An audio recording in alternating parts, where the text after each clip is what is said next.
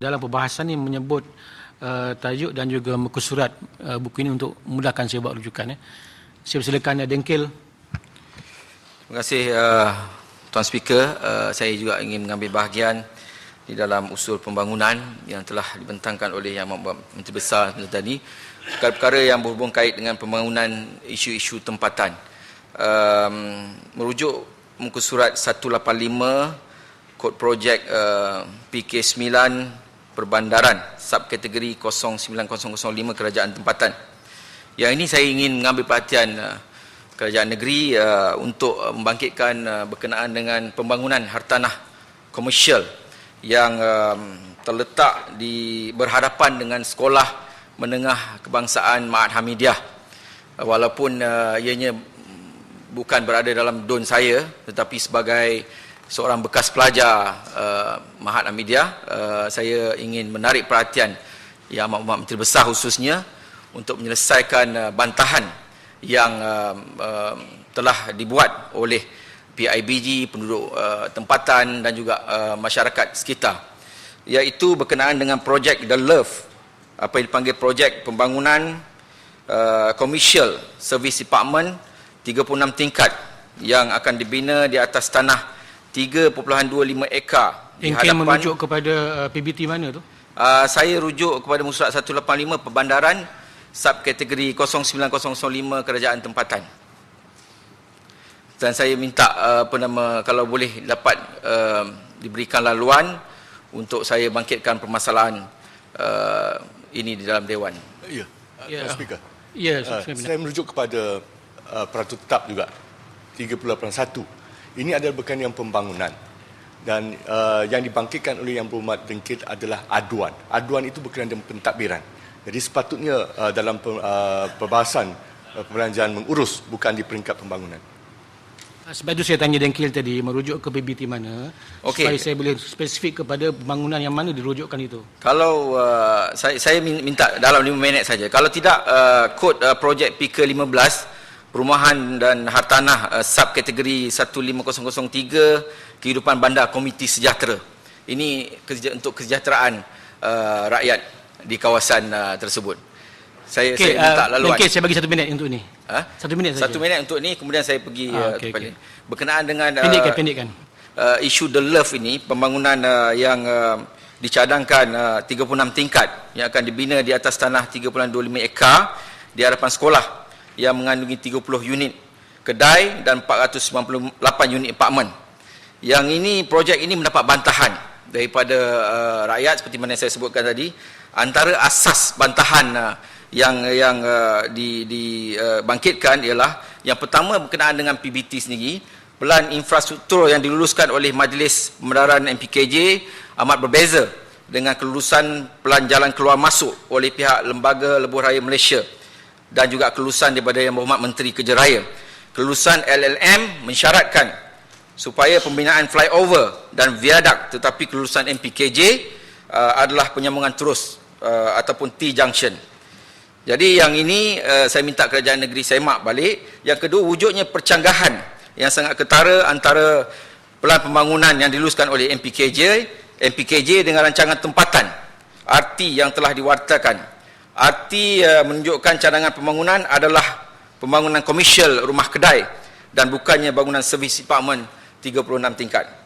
Yang ketiga antara lain ialah persiaran Hamidiah itu sendiri adalah jalan mati ataupun jalan buntu, cul-de-sac dengan izin. Berdasarkan garis panduan perancangan kawasan perdagangan Jabatan Perancangan Bandar dan Desa 2011, pembangunan komersial tidak boleh dibina di jalan mati. Ada di antara asas lain bantahan seperti sekolah menengah kebangsaan Mahat Hamidiah ini juga dikhawatiri nanti disebabkan oleh pembangunan yang begitu pesat, sekolah ini terpaksa dipindahkan di tempat lain.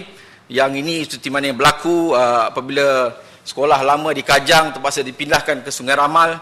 Sungai Ramal pula dah dibangunkan dengan pesat, terpaksa dipindahkan juga ke tempat lain. Ini Dengkil boleh pindah ke tajuk lain. Okey, sikit lagi. Dan saya minta kerajaan negeri khususnya Yang Amat Menteri Besar.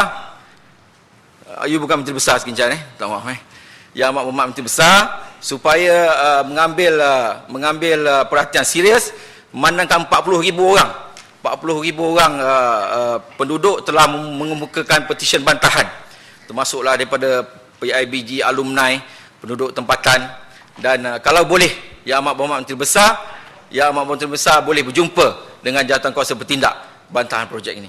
Okey, saya beralih kepada topik lain berkenaan dengan isu yang berkaitan dengan kawasan setempat.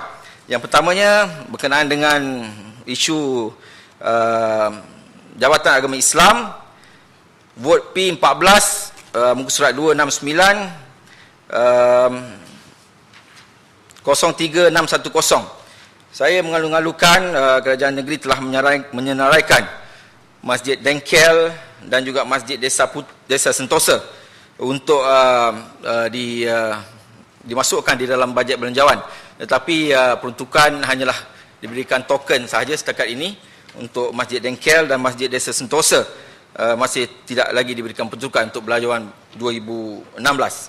Jadi persoalan saya berharap saya ingin mendapatkan penjelasan yang lebih lanjut berkenaan dengan status terkini Masjid Dengkel ini. Bolehkah ia dibangunkan dengan segera? Saya dengar ada permasalahan dengan tanah orang asli. Apakah mekanisme yang boleh diselesaikan oleh kerajaan negeri? Saya dipahamkan 5 ekar nak diperuntukkan untuk masjid, 5 ekar lagi untuk dihaskan untuk orang asli. Dan kalau boleh saya dapatkan hari ini jawapan daripada kerajaan negeri untuk kita membangunkan Masjid Dengkel hasil daripada apa yang dipanggil kerjasama juga kerajaan negeri dan kerajaan persekutuan. Kerajaan negeri nak peruntukkan 2 juta, kerajaan persekutuan nak peruntukkan 3 juta untuk masjid berkenaan. Yang kedua, Masjid Desa Sentosa. Yang ini juga saya minta perhatian kepada kerajaan negeri supaya boleh dibangunkan dengan kadar segera, disebabkan oleh komitmen daripada penduduk sendiri yang telah pun dapat collect sumbangan daripada penduduk-penduduk tempatan hampir 1.2 juta. Usaha-usaha begini harus disokong oleh kerajaan negeri dengan memberikan juga peruntukan kepada ke arah pembinaan masjid ini yang saya anggarkan kira-kira 8 juta ringgit ke 10 juta ringgit, dan usaha telah dimulakan oleh penduduk sendiri untuk mendapatkan sumbangan sebanyak 1.2 juta. Yang ketiga, saya pergi kepada isu seterusnya berkaitan dengan Jabatan Pengairan dan Saliran Negeri Selangor, muka surat 252 kod 05600, iaitu berkenaan dengan banjir yang berlaku di kawasan saya, iaitu di Kampung Sungai Merap dan juga di Kampung Pulau Meranti. Saya ingin memohon kerajaan negeri supaya memperuntukkan peruntukan yang banyak, terutamanya untuk menyelesaikan masalah banjir di Kampung Sungai Merap. Saya dipahamkan sepatutnya boleh diperuntukkan sebanyak 10 juta, iaitu untuk menaik taraf kolam takungan yang ada, dan seterusnya untuk menyelesaikan masalah banjir yang berlaku di Kampung Sungai Merap yang berterusan. Dan saya minta kalau boleh dimasukkan di dalam bajet nanti 2017, sebab yang bajet 2016 sudah pun dibentangkan untuk jangka masa panjang. Untuk jangka masa pendek, saya mohon kerajaan negeri supaya membentukkan kerja-kerja short term solution dengan izin saya kira sebanyak RM40,000 sahaja memadai untuk menyelesaikan masalah di situ. Di Pulau Meranti pula, masalahnya semalam berlaku lagi banjir. Saya dipahamkan pihak JPS telah pun dapat memberikan peruntukan kecemasan, tetapi ada masalah-masalah berkenaan dengan perparitan yang perlu dibuat.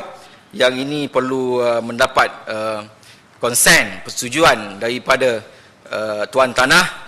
Yang ini juga saya minta kalau boleh kerajaan ini boleh selesaikan masalah banjir kilat yang sering berlaku juga di Pulau Meranti. Dan yang ketiga, saya juga ingin merujuk kepada muka surat 229 Vot P12 PK1010003, iaitu berkenaan dengan Jabatan Kerja Raya Negeri Selangor.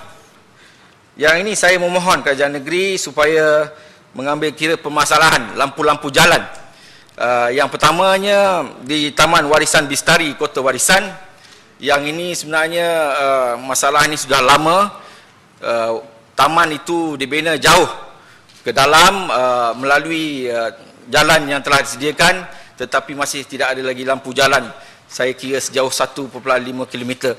Yang ini juga kalau boleh dapat diselesaikan, sebab ramai juga petugas-petugas ataupun pekerja-pekerja kerajaan yang berkhidmat di kerajaan di Putrajaya, di negeri Selangor sendiri, untuk menyelesaikan masalah gelap apabila pasangan ataupun isteri mereka pulang daripada kerja, terpaksa sang suami mengambil daripada jalan awal, jalan besar, untuk mengelakkan dari terjadinya kejadian-kejadian yang tidak diingini. Begitu juga di Kampung Sungai Buah, daripada Bukit Unggul hingga masuk ke jalan dalam, dan saya kira ini juga memerlukan apa yang dikatakan lampu-lampu jalan, disebabkan berlakunya kemalangan yang teruk, khususnya di waktu malam apabila penduduk di sana menggunakan jalan yang ini telah lama juga tidak mempunyai lampu jalan. Terima kasih saya ucapkan kepada Tuan Speaker. Saya rasa itu saja buat masa ini, dan saya minta perhatian daripada Yang Amat Menteri Besar. Yang Amat Menteri Besar dah senyum tu, insya-Allah dah angguk-angguk. Saya rasa masalah saya selesai. Terima kasih banyak. Assalamualaikum warahmatullahi wabarakatuh.